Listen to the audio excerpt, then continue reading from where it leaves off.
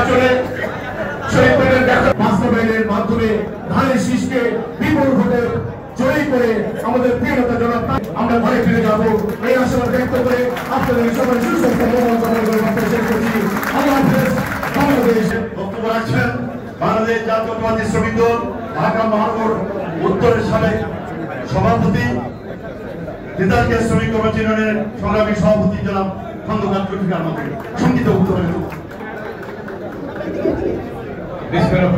আজকের সভা সম্মানিত সভাপতি, শ্রমিক দলের নির্বাহী সভাপতি, আমার প্রিয় নেতা, আপনারা জেনেছেন ইতিমধ্যেই বাংলাদেশে চারটি নির্বাচনের ভোটদাতা দেশে উৎফুল্ল অবস্থায় অবস্থান করছে।